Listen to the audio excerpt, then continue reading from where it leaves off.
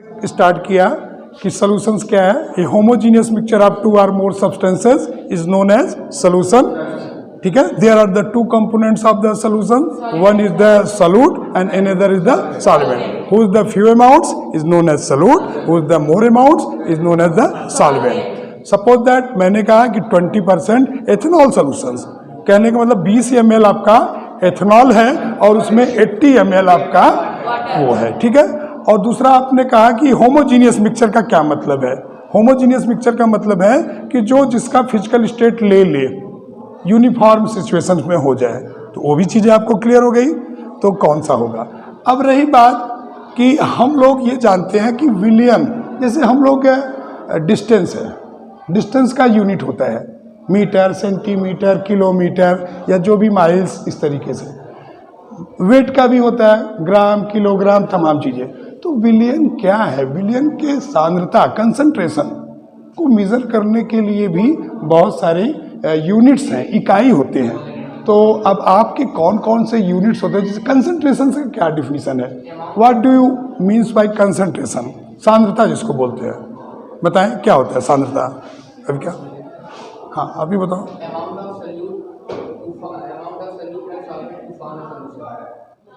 कहने का मतलब कोई भी अगर हम लोग सॉल्यूशंस अगर बनाते हैं, उसमें कितने सॉल्वेंट में कितना यूनिट पर वॉल्यूम में कितना उसका सॉल्यूट उसका डिजॉल्व है। बात आती है जैसे कभी कभी हम लोग शादी विवाह में शरबत मिल जाता है, कभी कभी इतना ज़्यादा सॉल्यूट उसमें या चीनी के पार्टिकल घुले रहते हैं, जैसे ही आप मुंह में डालते हैं, अरे भैया ये तो बहुत गाढ़ा है, बहुत मीठा है, तो उसको हम सांद्र कह सकते हैं। लेकिन अगर फीकी चीनी हो, पानी आपका 250 ml हो और उसमें 10 दाने ही डाले हैं, मिक्स करने के बाद भी थोड़ा सा केवल लगा कि नहीं मीठापन तो है लेकिन अभी वो बहुत हल्का है, दैट इज द लो। तो एक होता है डायलूट और एक होता है कॉन्क, सांद्र और तनु, इस तरीके से हम बात करते हैं। ठीक है, और इसके बाद सॉल्यूशंस में और भी कुछ टॉपिक्स हैं, जैसे सैचुरेटेड सॉल्यूशन और unsaturated, saturated and unsaturated. Saturated का मतलब संतृप्त, अनसैचुरेटेड मतलब असंतृप्त। सपोज दैट एक हमने बीकर लिया और उस बीकर में हमने 250 ml हमने वाटर ले लिया, ठीक, और इसमें हम शुगर के पार्टिकल्स को हम डिजॉल्व कर रहे हैं। पहले हमने एक चम्मच लिया और उसको हमने सेक किया, वो घुल गया। फिर दूसरा भी पार्ट हमने लिया, उसमें डाला और उसको हम घुमाते जा रहे हैं, स्टेयर करते जा रहे हैं, तो फिर वो भी क्या हुआ, घुल गया। तो इसका मतलब अभी वो क्या है, अनसैचुरेटेड। जैसे आपको पानी की प्यास लगी हो, एक गिलास पिए, अभी और प्यास है, फिर दूसरा गिलास भी मिला, आपने और पिया, ठीक है, फिर लग रहा है कि अभी और भी पानी, वाटर हमारे शरीर में जा सकता है, उस समय की स्थिति असंतृप्त कहे जाएंगे। आप पानी लिए पीते गए, पानी लिए पीते गए, एक ऐसा समय आएगा कि आपके पानी अंदर जाना बंद हो जाएगा, क्योंकि अब उसके बाद लग रहा है कि हम वोमिटिंग हो जाएगी या फ्लो। तो that is the position is the saturated, जिसमें और भी सॉल्यूट की मात्रा घोली न जा सके, दैट्स आर द सैचुरेटेड। अगर जिसमें भी और भी सॉल्यूट की मात्रा हम बार बार उसमें हम डाल रहे हैं, सेक कर रहे हैं, वो एब्जॉर्ब करता जा रहा है, दैट इज द अनसैचुरेटेड। हम लोगों ने dilute, conc, saturated and unsaturated ये पढ़ा। अब बात आती है कि विलियन के कंसंट्रेशन को, सॉल्यूशन के कंसंट्रेशंस को मापने की, मेजर करने की कौन कौन से यूनिट्स हैं, जो कि सर ने अभी स्टार्ट किया है। तो अब यहाँ पर वेट परसेंटेज, वॉल्यूम परसेंटेज, ठीक, ग्राम पर लीटर में, और नॉर्मलिटी, नॉर्मलता जिसको बोलते हो, मोलरिटी, मोलरता जिसको बोलते हो, मोलरिटी, ठीक, और मोल फ्रैक्शन और भिन्नांक। तो इन सारी चीज़ों को पढ़ना है, साथ ही साथ इस पे न्यूमेरिकल्स आते हैं, सवाल बनते हैं बहुत अच्छे अच्छे, और ये आपको आना भी चाहिए। और यहीं पर जब हम लोग नॉर्मलिटी और मोलरिटी पढ़ेंगे, यहीं पे हमारा प्रैक्टिकल का सेशन भी स्टार्ट होगा। तो मैं थोड़ा सा, आप चूँकि सर परसेंटेज को लेके आगे पढ़ा रहे हैं सॉल्यूट सॉल्वेंट के अकॉर्डिंग, अब आप न्यूमेरिकल में भी अगर कोई चीज़ जैसे 10 ग्राम शुगर 100 ml में, तुरंत अगर आपको सॉल्यूट और सॉल्वेंट का डिफरेंस नहीं पता है, कौन सॉल्यूट है कौन सॉल्वेंट, कौन ऊपर रखना है कौन नीचे, तो सवाल गलत हो जाएगा। तो आपको वेल डिफाइन होना चाहिए, जो कम मात्रा में हो दैट इज द सॉल्यूट, और जो अधिक मात्रा में है वो सॉल्वेंट। हम आपको यहीं से अपना ट्रैक चेंज करके अभी हम नॉर्मलिटी और मोलरिटी को बताएंगे, साथ ही साथ आपको कैसे लैब में जाना है, लैब में कौन सा प्रैक्टिकल हमको करना है, उसको कैसे हम वेइंग करके सॉल्यूशंस को बनाएंगे और उसका टाइट्रेशन क्या करेंगे हम। तो हम थोड़ा सा टॉपिक यहाँ पर अपना थोड़ा सा बता करके हम उसकी तरफ चलेंगे।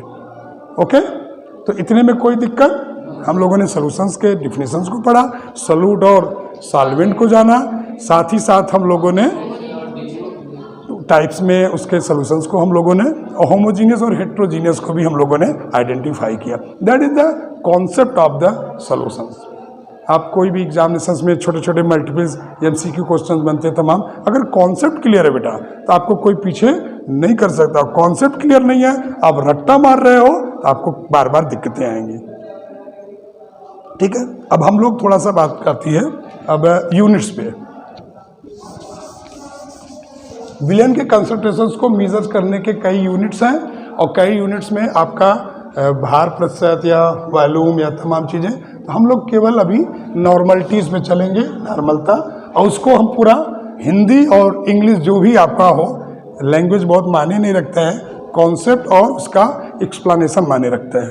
तो आप इंग्लिश में पढ़ रहे हो तो इंग्लिश अच्छी बात है, हिंदी भी आती है तो कोई गलत बात नहीं है। बहुत सारे फिजिक्स वाले में अलग पांडे जी या तमाम लोग देखते होंगे डिफिनीशंस को इंग्लिश में, चूँकि लिखना तो इंग्लिश में है, अभी हिंदी में लिख दोगे एग्जामिनर कॉपी आपका कहीं ना कहीं से आपके लैंग्वेज बैरियर आएगा तो ब्रेक कर देंगे। लेकिन आपको एक्सप्लेनेशन मैक्सिमम चूँकि हिंदी भाषी क्षेत्र में है तो English as well as Hindi में भी आपको आनी चाहिए।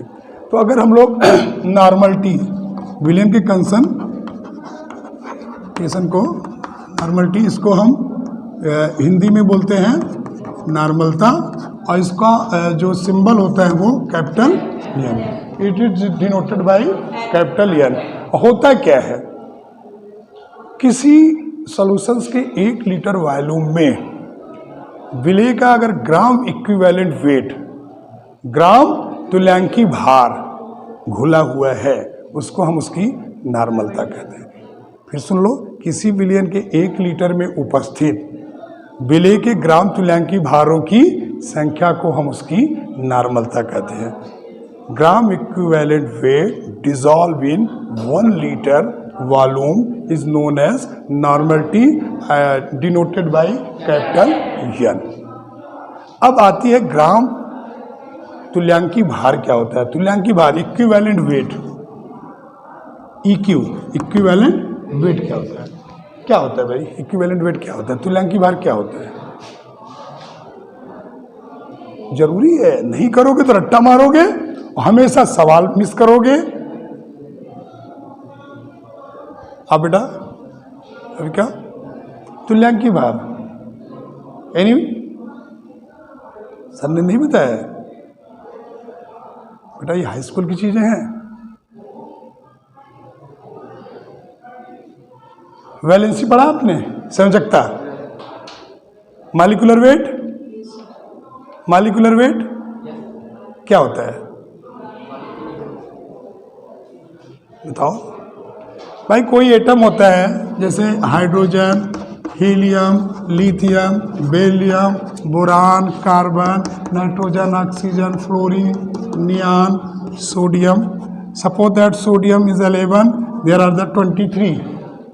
There are the, suppose that element is the X, here is the atomic number Z, denoted by atomic number is Z, and atomic mass is the A. So here is the X, X means sodium, X means sodium, और A means atomic mass, और Z means atomic number। तो ये आपका atomic mass है, परमाणु भार जिसको कहते हैं। परमाणु भार को अगर हम ऐड करें, सपोज दैट 1H1, इसका एटॉमिक नंबर Z भी 1 होता है और A भी होता है 1।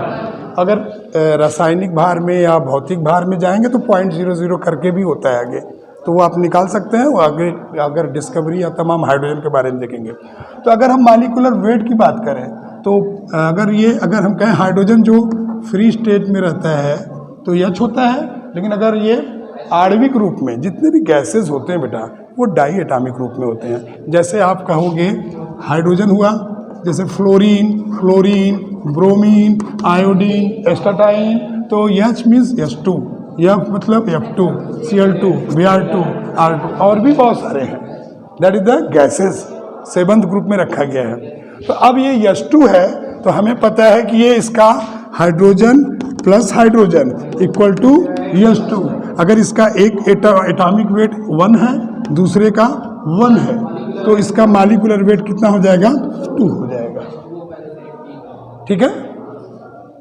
अब बात आती है कि मॉलिक्यूलर वेट अपान वैलेंसी, अणुभार बटे संयोजकता को हम ग्राम तुल्यांकी भार कहते हैं, इक्विवेलेंट वेट कहते हैं।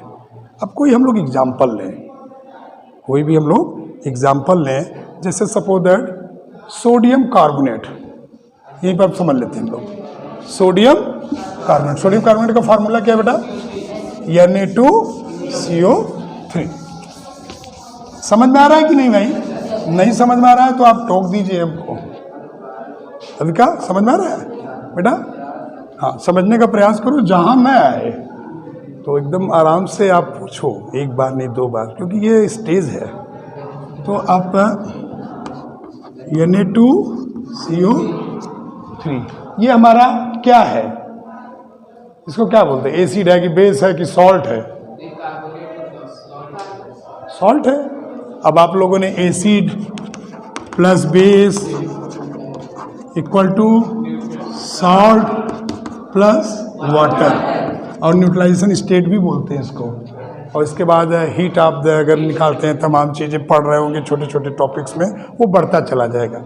हम एक भी चीज़ों को अगर छोटी छोटी चीज़ों में स्प्लिट करें और उसके क्लास लेक्चर को बनाएं तो चीज़ें बढ़ती जाती बेटा। लेकिन हम ये मानते हैं कि आप ऐसे स्टेज पे हो कि ये छोटी छोटी चीज़ें आप घर पे बैठो 4 घंटे, 6 घंटे, 8 घंटे, चाहे ऑनलाइन पढ़ो चाहे ऑफलाइन पढ़ो, वो कॉन्सेप्ट क्लियर होना चाहिए। हम लोग के समय में टीचर्स के पास उतनी फैसिलिटीज़ नहीं थी। हम लोग का जो मेन माध्यम था वो बुक्स थे। लेकिन अभी आपको कोई चीज़ नहीं आता है, आप तुरंत गूगल पे जाते हो, सर्च करते हो, बहुत सारे टीचर्स का लेक्चर से लेकर तमाम चीज़ें होती हैं।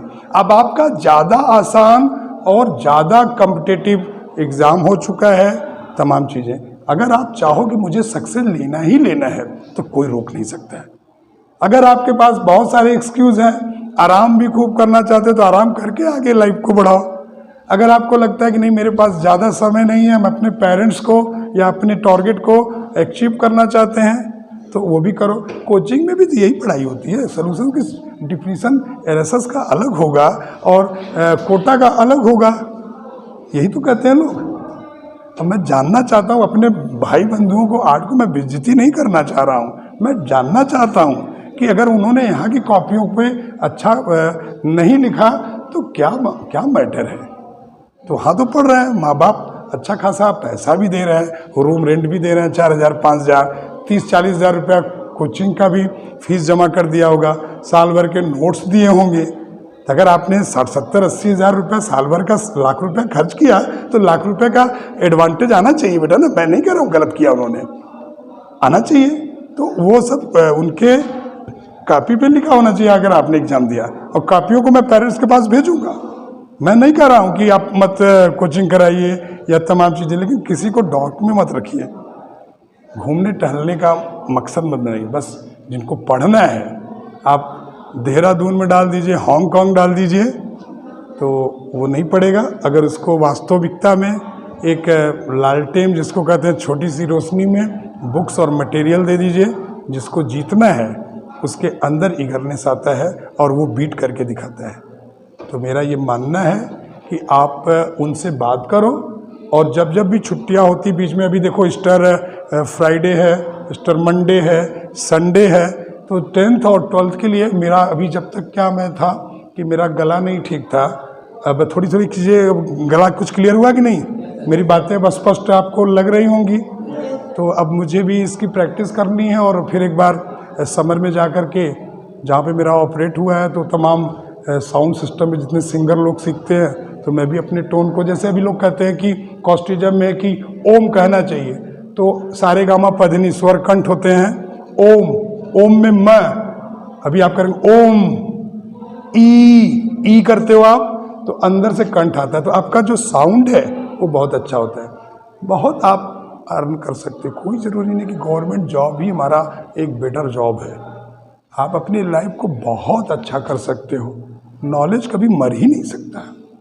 आप एक जगह, इतने टेक्नोलॉजीज आ गए, आप अपने घर पे पढ़ करके अपने लेक्चर क्लास को बना करके फिजिक्स वाला की तरफ जो ब्रॉड माइंडेड जा रहा है, ऐसा आप एक एग्जाम्पल आइकॉन बन गए, नहीं फिजिक्स वाले की नाम ले रहे हैं, तो क्या हम लोग अपना नहीं दे सकते थे? दे सकते थे। तो आप लोग के अंदर भी वो टैलेंट है। जीविका चलाना अलग चीज़ हो गई, नॉलेज देना अलग चीज़ हो गई, तो आपको चाहिए। हम बात कर रहे हैं प्रैक्टिकल की तरफ जा रहे हैं, थोड़ा सा हम अपने आप को डाइवर्ट कर जा रहे हैं, कुछ कुछ बीच में चेंज कर दे रहे हैं, लेकिन हम बात कर रहे थे नॉर्मलिटीज़ की। किसी विलयन के 1 लीटर में उपस्थित विलय के ग्राम तुल्यांकी भारों की संख्या को हम उसकी नॉर्मलता या नॉर्मलिटीज कहते हैं। इससे हम कैपिटल यन से डिनोट करते हैं। सपोज दैट हमको n/10 सोडियम कार्बोनेट का सॉल्यूशन बनाना है, Na2CO3 सोडियम कार्बोनेट का सॉल्यूशन बनाना है, तो हमें क्या मालूम हो? तो ग्राम तुल्यांकी भार या इक्विवेलेंट वेट क्या होता है? अणुभार, मॉलिक्यूलर वेट, मॉलिक्यूलर वेट अपान वैलेंसी, अपान वैलेंसी। वैलेंसी कैसे निकालते हैं बेटा? जैसे सोडियम कार्बोनेट है Na2CO3, इसको अगर हम स्प्लिट करें, तोड़ें, तो ये ट्वाइस Na प्लस कार्बोनेट। तो हमें मालूम है कि सोडियम के आउटर मोस्ट सेल में 281, यही तो दिक्कत करता है, इसी को ये डोनेट करता है। ठीक है, तो ये Na पर प्लस, इसके पहले 2 सोडियम मॉलिक्यूल्स है, सोडियम एटम है, सॉरी, तो 2 में 1 का मल्टीपल हुआ तो +2 हो गया। तो जितना प्लस दूसरे पूतने का ही माइनस, तो कार्बोनेट में डबल माइनस, क्योंकि इसके पहले कोई नंबर आप बोल से नहीं लगे, तो 2 + 2 माइनस, यही बैलेंसी होती है। जितना प्लस उतना माइनस, वही उसकी बैलेंसी। जैसे सोडियम क्लोराइड, ये ammonium plus Cl minus, valency 1। तो क्लियर हो गया? अब हमको इसका मॉलिक्यूलर वेट निकालना है। अब हमें सपोज है सोडियम 23 होता है, सोडियम और क्या क्या है इसमें? कार्बन 12, ऑक्सीजन का 16।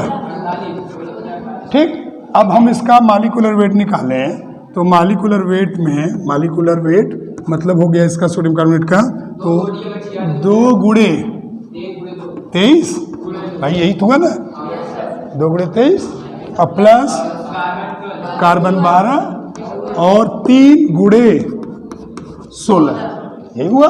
तो अब यहाँ पर 23 दूना 46 प्लस 12 प्लस 48, कितना? नहीं यार, जोड़ने नहीं आता, 106। सब गड़बड़ कर दोगे अगर वहां पर जल्दी में किया, पूरी कहानी खत्म हो जाएगी। ये गलत हमने नहीं जोड़ दिया, सही है? आता है मुझे जोड़ने की? नहीं आता है भाई, हैं? नंबर मिलेगा मुझे कि मुझे जोड़ आता है। 106 और बैलेंसी कितनी है? 2। तो equivalent weight of sodium carbonate, equivalent weight किसका? सोडियम कार्बोनेट का क्या होगा? बोलो अब। 106/2, यही होगा ना? यहां तक कौन हमारे साथ नहीं चला? सब लोग चले हैं, इस बात को समझ रहे? कुछ जमने चल अलग नहीं बताया। Equivalent weight of sodium carbonate कहने मतलब 106/2। 2 कहाँ से? जो प्लस और माइनस था। तो अब ये कितना हो गया? 53। सोडियम कार्बोनेट का ग्राम तुल्यांकी भार 53। अब हम इसको डिफाइन करेंगे नॉर्मलिटीज के रूप में। 1 लीटर वॉल्यूम 1 लीटर आयतन कहो चाहे 1 लीटर वॉल्यूम में अगर 53 ग्राम, अब यहाँ ध्यान दो, 1 लीटर में उपस्थित विलेय की जगह क्या हो गया, sodium carbonate Na2CO3, 1 litre volume में सोडियम कार्बोनेट का यदि 53 ग्राम घुला होगा, उसी को तो क्या कहते हैं, नॉर्मलता। ध्यान दो, अब डिफिनीशन पा रहे हैं, रट्टा नहीं मार रहे हैं। किसी विलयन के 1 लीटर में उपस्थित विलेय के ग्राम तुल्यांकी भारों की संख्या को हम उसकी नॉर्मलता कहने में, अगर 1 लीटर में 53 ग्राम सोडियम कार्बोनेट घुला है तो वो 1 N का होगा। वो कितना होगा, 1 N का। अगर 1 ही लीटर हो और इसका दुगुना 2 गुणे 53 कहने का मतलब 106 ग्राम होगा, तो कितना होगा, 2 गुना हो गया, ये 2 N का हो गया बेटा। क्यों हो गया, 53 1 N, वॉल्यूम वही 1 लीटर, फिर 1 ही लीटर में 2 गुना मतलब 106 ग्राम तुल्यांकी भार, विलेय की मात्रा दुगुना। अगर 106 में फिर 53 जोड़ दो, 106 फिर 53, 6 3 9 5, अगर 100 यही सेम हो और इसमें हमने 159 तो ये 3 N, ऐसे से गुना। अगर हमने 1 ही लीटर लिया, अगर हमने कहा था कि N/10 सोडियम कार्बोनेट का, आप N/10 मतलब नॉर्मलता का, इस पे आप N/10 बनाओ, तो N/10 का मतलब 1 लीटर में अगर 53 का 10वां हिस्सा 5.3, 1 लीटर में अगर 5.3 ग्राम तुल्यांकी भार घुला होगा तो वो N/10 होगा। समझ रहे हो कि नहीं, रट्टा नहीं मारना है। फिर अगर 53 का 20वां हिस्सा भाग दो, 20 दूना 40, 13.0, 2 छंग 20 छक्का 120, 10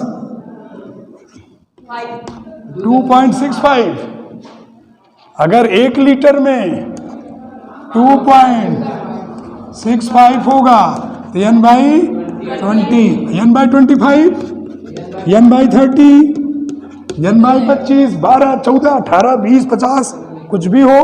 तो अब कोई पूछे कि अगर N/20 का मतलब क्या है, N/30 का किसका, जो भी सॉल्ट दिया जाएगा।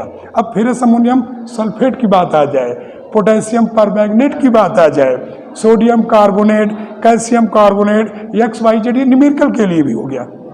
अगर उसका हमको सोल्यूशन बनाना है नॉर्मलिटीज में तो हमें क्लियर है। Any doubts? अब कोई पूछेगा कि N/20 का सोडियम कार्बोनेट का मतलब क्या है, आप सीधे दिमाग में कि 1 लीटर आयतन में उपस्थित विलेय के ग्राम तुल्यांकी भारों की संख्या को हम उसकी नॉर्मलिटीज कहते हैं। इसे हम कैपिटल N से डिवाइड करते हैं। अगर हम KOH का निकालें, अब यहाँ पर थोड़ा सा एक दूसरा एग्जांपल, पोटेशियम हाइड्रोक्साइड ले लें। अब तो कोई सी भी सवाल लगा सकते हो बेटा, तो यहाँ रटना तो नहीं पड़ रहा है ना, आपको रटना पड़ रहा है। कॉन्सेप्ट को क्लियर करो। आप KOH ले लेते हैं। अगर हम कहें कि KOH है, इसका N/10 बनाओ, सीधी बात। वैलेंसी को निकालने के लिए K plus OH plus minus valency 1, potassium 39, 16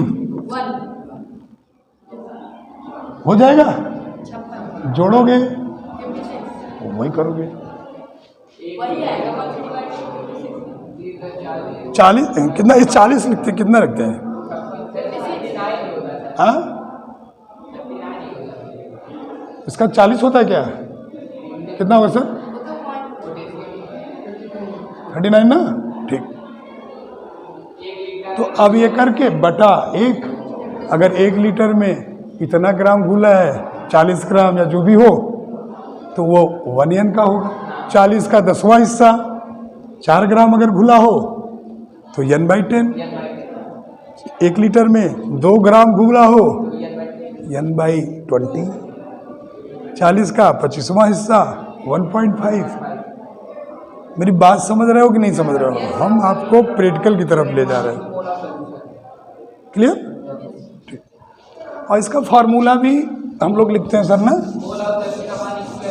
हाँ हाँ, अब उसको भी नॉर्मलिटीज बराबर मोला सॉल्यूट N/V। हाँ N तो हाँ इक्विवेलेंट वाट, सॉरी इक्विवेलेंट वाट ये होगा। तो ये आपका इक्विवेलेंट वाट में भार बटे अणुभार, भार बटे अणुभार। भार को मगर हम M से कर लें, W, भार को W से और उसके मालिकुलर वेट को M से, और ये आयतन में यही होता है ना W/M। ठीक, तो वहाँ पर M की जगह हमारा E होगा, तुल्यांकी भार। ये हम लोग मोलरिटी में जा रहे थे, इक्विवेलेंट वेट तुल्यांकी भार, तो W/M, तो N बराबर W/E/V। हाँ, E मतलब तुल्यांकी भार, हाँ हमने M कर दिया तो वो मोलरिटी में आता है। ठीक, तो ये चीज़ें हो गई, ये आपकी नॉर्मल था। अब ठीक एक डिफिनीशन और जान लो, चूँकि नॉर्मलिटीज़ के बाद मोलरिटी आती है, फिर मोलरिटी में जाते हैं। तो मोलरिटी क्या होता है? हाँ, किसी विलयन के 1 लीटर में उपस्थित विलय के मोलों की संख्या। वहाँ पर ग्राम तुल्यांकी भारों की संख्या थी, यहाँ पर मोलों की संख्या। मोल का मतलब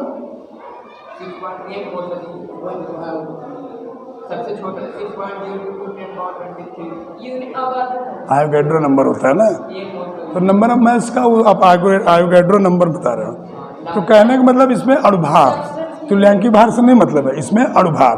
तो कहने का मतलब इसको हम M से डिनोट करेंगे, इसका W/M/V हो जाएगा। M मतलब ये आपका अणुभार, और यहाँ पर E का मतलब तुल्यांकी भार। ठीक है, जो अणुभार ऊपर वाला है तो उसमें बैलेंसी का भाग नहीं देंगे। तो यहाँ दोनों चीज़ें आपकी क्लियर हो गई, आज नॉर्मलिटीज और मोलरिटी। अब वो 1000 ग्राम विलायक में, जहाँ 1 लीटर वॉल्यूम है, 1000 ग्राम विलायक में उपस्थित मोलों की संख्या को हम उसकी मोलरिटी र की जगह ल लग जाएगा। मोल प्रवाह जिसमें विलेय सॉल्यूट का अलग और सॉल्वेंट का अलग, स्मॉल n अपान small n plus capital M। छोड़े हुए बेटा बहुत हो गया टाइम। मोल फ्रैक्शन और भिन्नांक जिसको बोलते हैं, तो उसमें आप हाँ वो भी डिफाइन, हम नोट्स भी भेज देंगे, मेरे अपने हाथ से भी बनाया हुआ नोट्स है।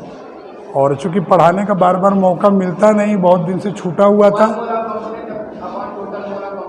यस यस यस, ये चीज़ है। लेकिन देखो वो बोल रहे हैं, आप नहीं बोल रहे, तो ये भी दिक्कत है। अगर ये कोई घर पे रह करके पढ़ रहा हो, अब रेगुलर क्लास लो गया, ठीक है, और कोई भी क्लास मिस नहीं होगा, आप एकदम रेगुलर पढ़ो, सारी चीज़ें दिमाग में मिथ्या हटा दो, ये है वो है, अपने पे आ जाओ। जो दिक्कतें हैं अब हम